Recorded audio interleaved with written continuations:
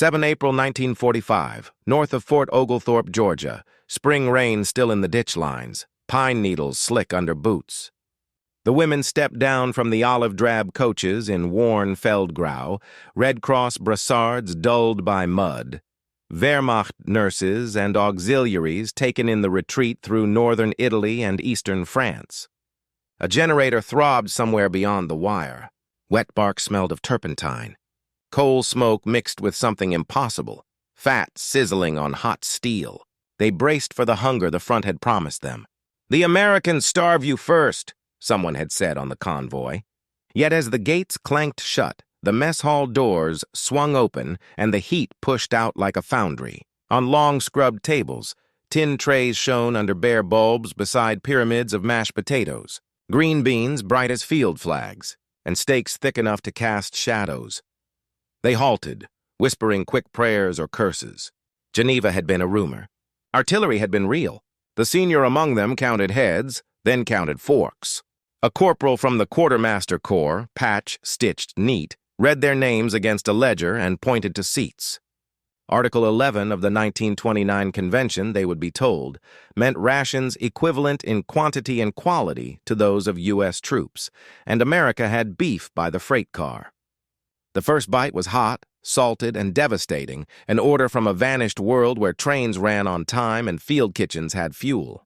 Between cautious mouthfuls, disbelief loosened into silence. If the enemy fed you like this, what else had been wrong?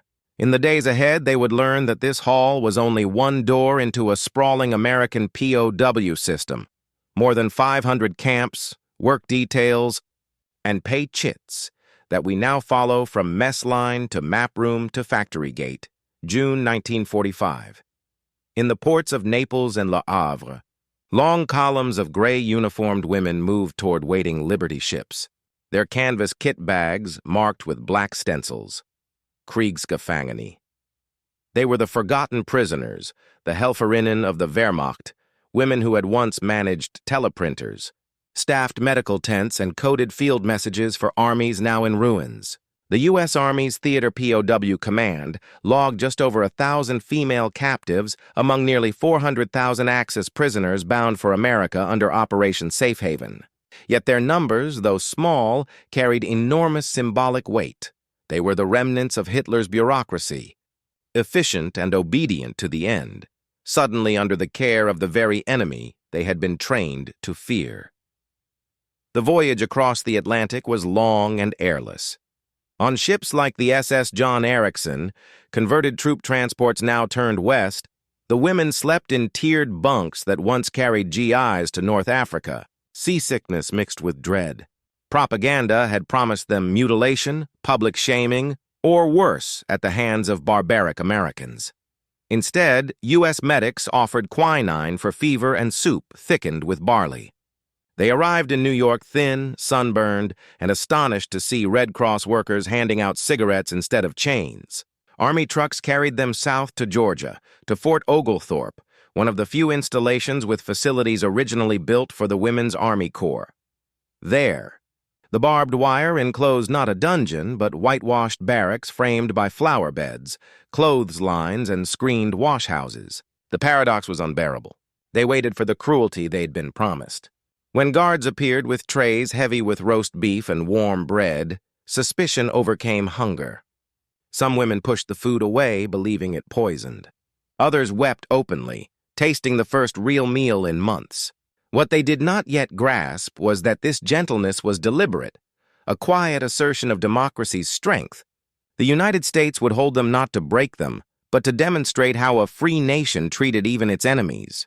From here, the system's philosophy would unfold, a vast network designed as much to reform as to restrain.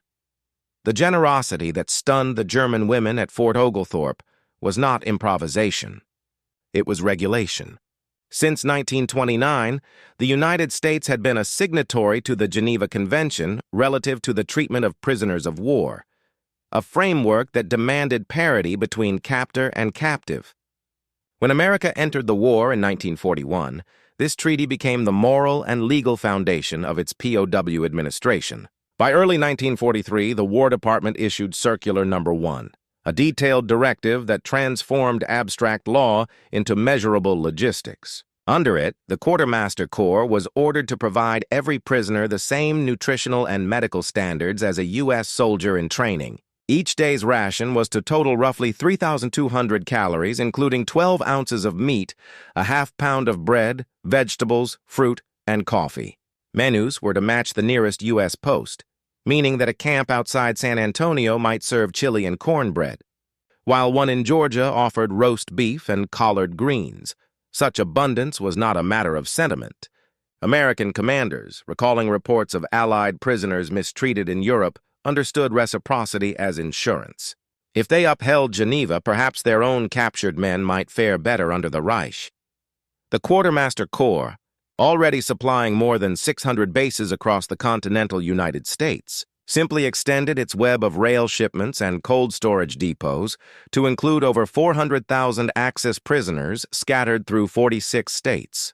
When the first women arrived in 1945, the machinery of compliance absorbed them effortlessly. The mess halls followed the same calorie tables and menu cycles that fed GIs. Cornbread, powdered lemonade, and Sunday steak were not gifts. They were data points on a War Department spreadsheet.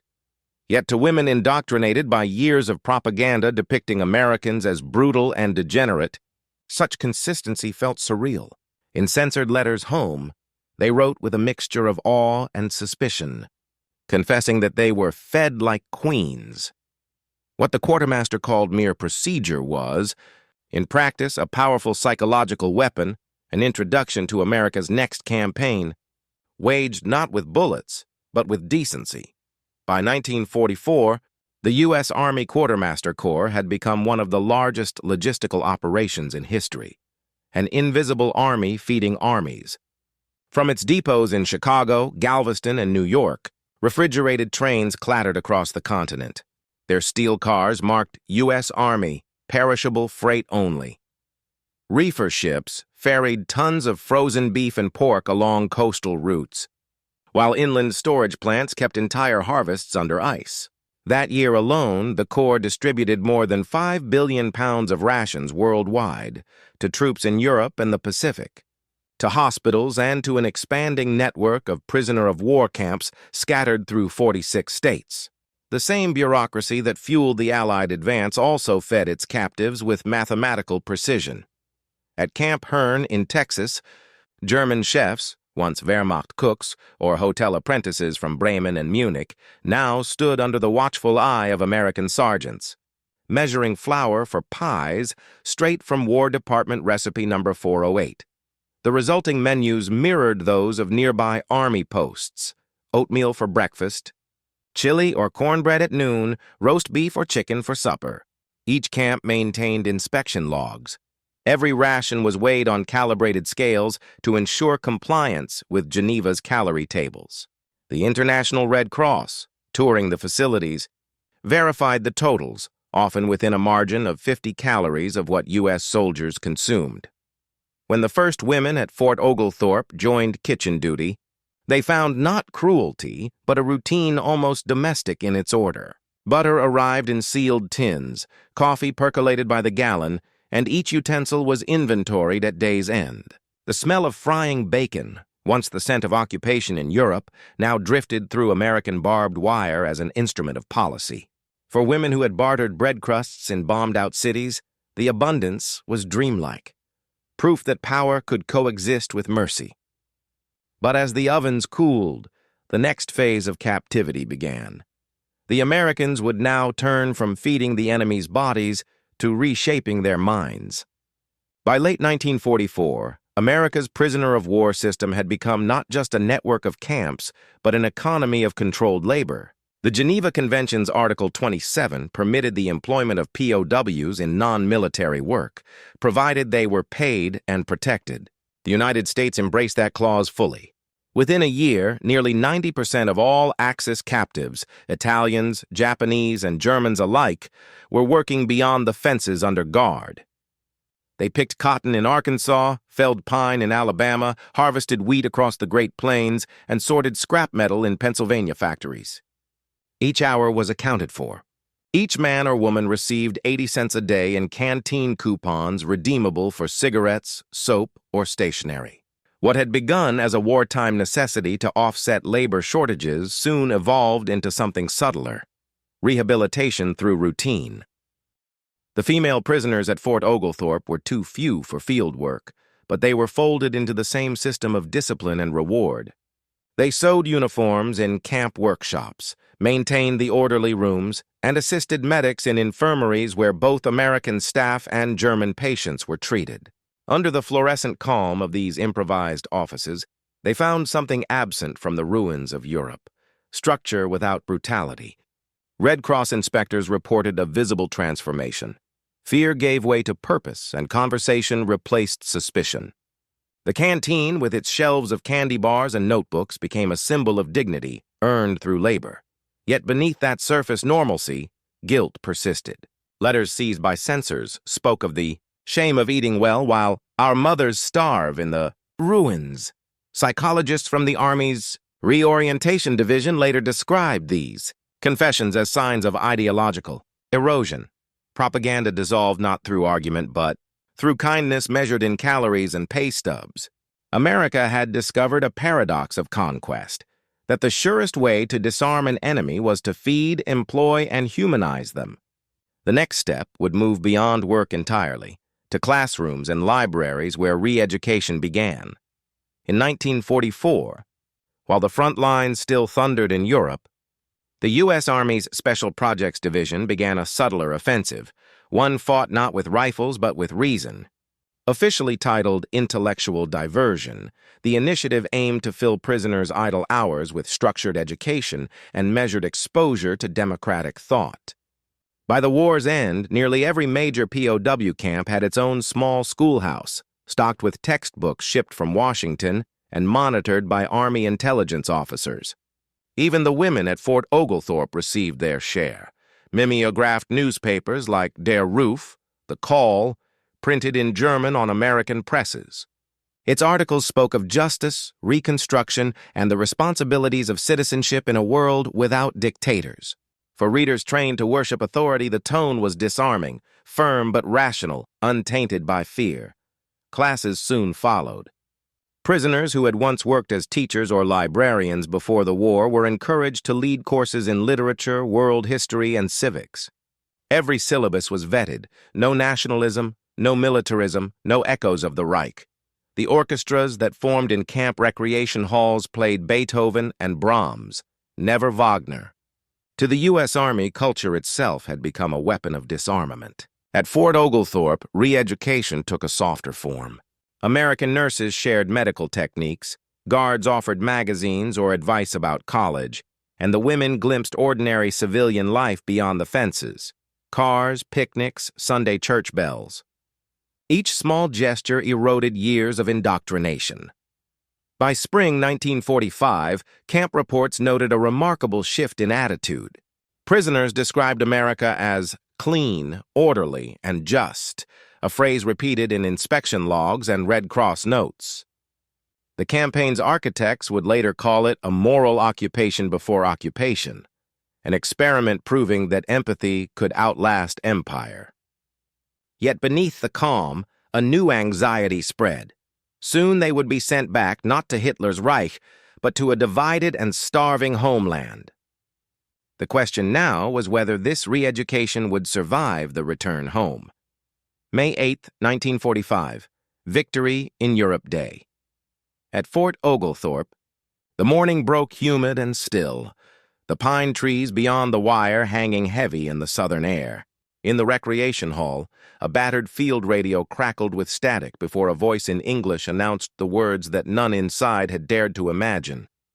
Germany has surrendered unconditionally. A translator repeated it in German.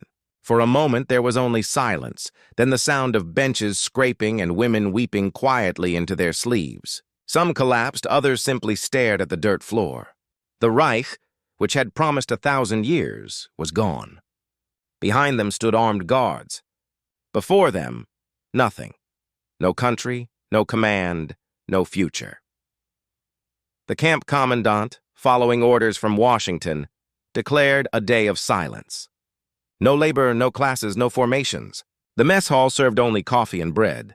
The American flag, now the only banner above them, flapped in the May heat. Outside the barbed wire, headlines screamed of Berlin's fall and Hitler's death. Inside, the female POWs read the names of places they once knew: Dresden, Hamburg, Cologne, followed by the word ruins. Then came the photographs: Buchenwald, Dachau, Bergen-Belsen. Even those who had believed in the Führer's mission could no longer reconcile what they saw. The fear of American cruelty, once absolute, evaporated and turned inward into shame. American officers noted the change almost immediately. Discipline improved. Quarrels faded. The same steak dinners once viewed with suspicion became quiet tokens of decency. In interrogation reports, censors recorded prisoners saying, "We thought we would be punished as we punished others." For U.S. officials drafting post-war occupation policy, these reactions were instructive.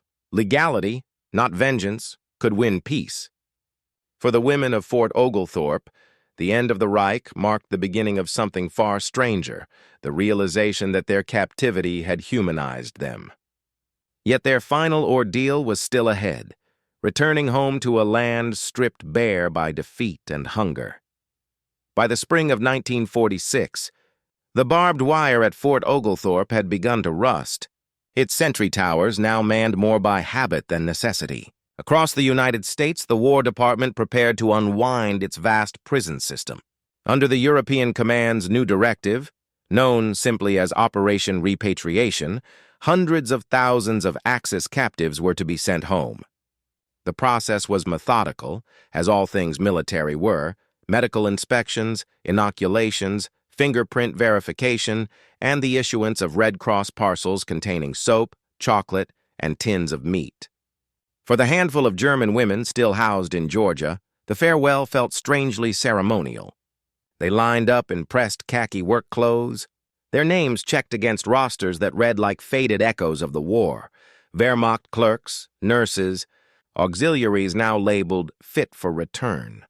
Their journey traced the reverse of their captivity: train north to New York, then aboard aging Liberty ships once used to bring them west. Many wept quietly as the American coastline receded, not from joy but fear. They were sailing toward a homeland they no longer recognized. When they reached Bremerhaven, the reality struck like winter air. The docks were rubble, the cities skeletal. Food was rationed by the ounce, coal by the handful. In letters later preserved in the Bundesarchiv, some wrote that the enemy's camp had offered steak and coffee, while home offered only watery soup and silence. "I was a prisoner in America," one woman confessed, "but free in my stomach and my mind." U.S. intelligence officers gathered such testimonies carefully, recognizing their value.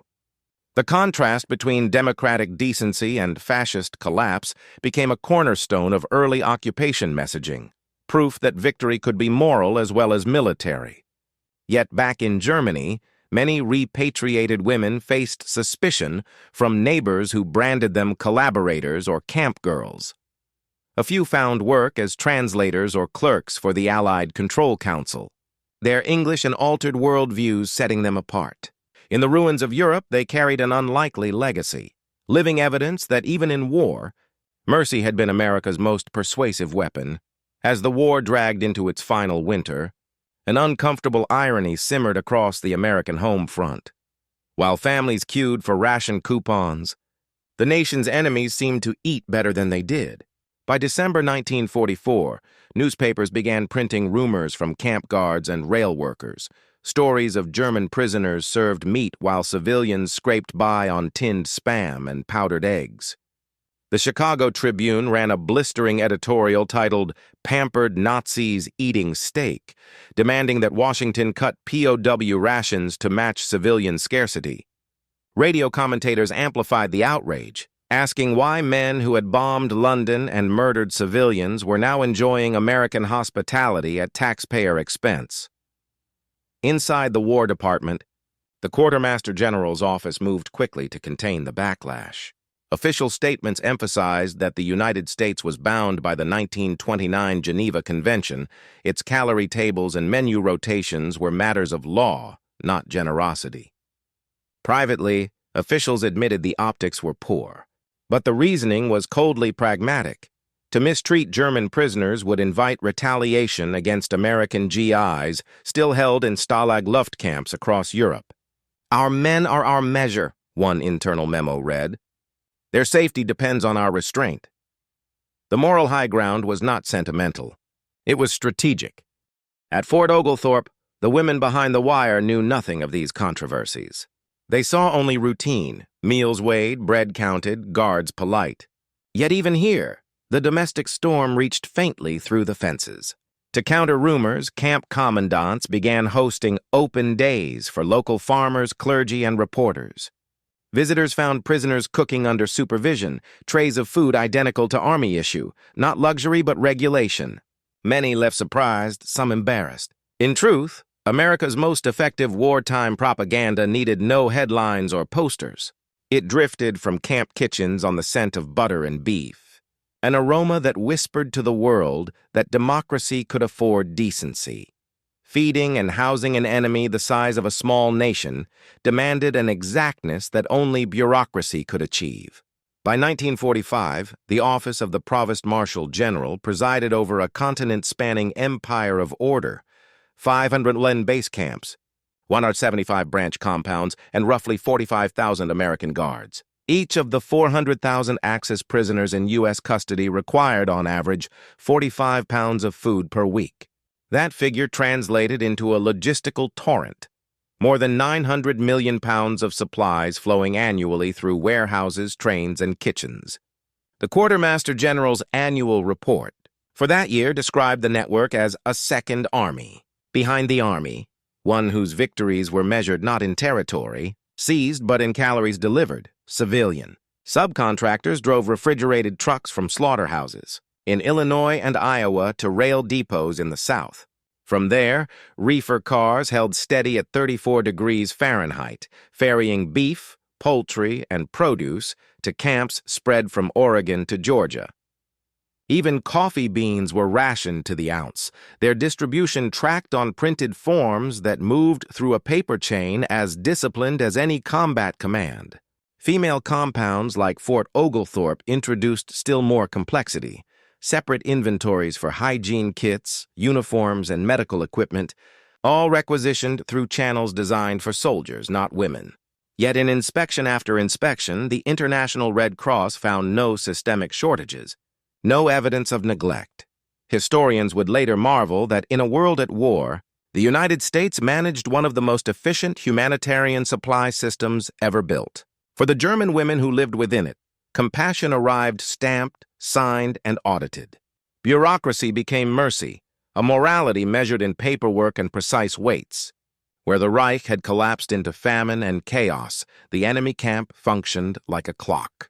And when that machinery finally wound down in 1947, it left behind more than empty barracks. It left a blueprint for the post-war world, where justice and logistics would march together under a new flag of order. When the guns finally fell silent and the U.S. Army turned from conqueror to custodian, the lessons learned inside its prisoner of war camps quietly shaped the architecture of peace. The occupation of West Germany after 1945 was not improvised. It was informed by years of experimentation in controlled reform. The same principles that had governed POW re-education, discipline tempered by dignity, instruction anchored in fairness, now guided the Information Control Division and the Office of Military Government. Among its new interpreters and clerks were men and women who had once worn the enemy's uniform, including a handful from Fort Oglethorpe. They translated pamphlets on democracy, helped supervise denazification hearings, and explained the unfamiliar vocabulary of rights and responsibility. Concepts first introduced to them through Der Ruf and camp civics classes behind barbed wire. Sociologists, studying early post-war attitudes, soon discovered a pattern. Former prisoners, particularly those repatriated from America, expressed higher trust in Allied intentions and a clearer grasp of democratic governance than their counterparts who had never left Europe. The United States had stumbled upon a psychological truth, that fairness could erode fanaticism more effectively than force. General Lucius D. Clay, the military governor of occupied Germany, acknowledged it bluntly years later. Our best propaganda had been the POW camps. The logic extended seamlessly into the Marshall Plan, the strategy of feeding rather than punishing, the same philosophy that once served steak to captives in Georgia now delivered bread, milk, and machinery to rebuild the continent. In Bavaria, former Helferinnen who had tasted that wartime mercy distributed Allied rations to civilians, closing a moral circle that began in captivity. The story of America's humane treatment of its enemies faded amid the grander narratives of Reconstruction and the Cold War, but its essence endured, that the victors of 1945 proved their strength not by domination, but by the precision of their decency. By the 1950s, West Germany had learned to look forward, not back. Cities once flattened by bombing now hummed with rebuilding, and the economic miracle demanded silence about everything that had come before. Former prisoners of war, especially women, spoke little of their captivity in America. In a society still sorting guilt from survival, there was no space for stories of kindness from the enemy. Many Helferinnen returned to quiet domestic lives, their years behind wire omitted from resumes and memories alike. Yet when oral historians began recording their testimonies decades later, a single phrase echoed through nearly every account. They fed us like humans. The memory of that first steak dinner outlasted the war itself. Some recalled the scent of butter melting on tin plates, others the shock of seeing guards smile. Margaret Kay, interviewed in 1992, remembered writing home to describe the fairness she had witnessed, only to be accused by her family of spreading Allied lies.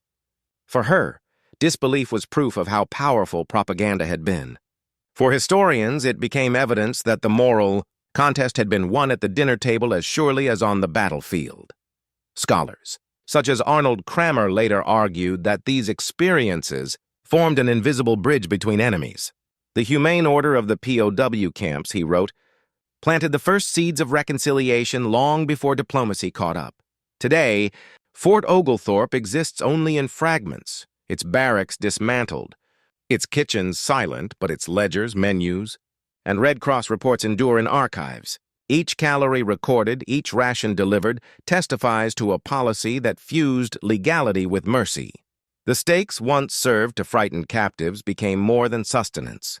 They were proof that compassion, precisely measured and bureaucratically enforced, could outlast war and quietly shape the peace that followed.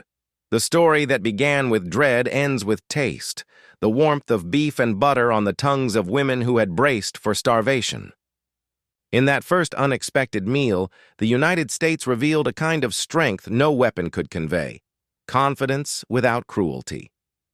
Each forkful at Fort Oglethorpe chipped away at years of indoctrination, teaching that power need not humiliate to prevail. For the captured German women, it was bewildering grace. For their American captors, it was a reaffirmation of purpose, a living proof that democracy's ideals could survive even the mud and madness of global war. Long after the fences came down, the memory persisted, not as a wound but as a revelation. In a conflict that swallowed millions, a steak dinner seemed trivial. Yet within those camps, it became a quiet covenant between enemies, a lesson more enduring than victory parades or treaties. The act of feeding became its own language of peace, unwritten, undeniable, and carried home in recollection rather than records. Measured in ounces, the mercy was small. Measured in meaning, it was infinite. Amid the ruins of one world and the uncertain birth of another, America's greatest triumph was not only industrial or military, it was moral. In the sizzle of a camp kitchen, the defeated tasted humanity again, and the victors discovered that justice, when served warm, could heal what conquest never could.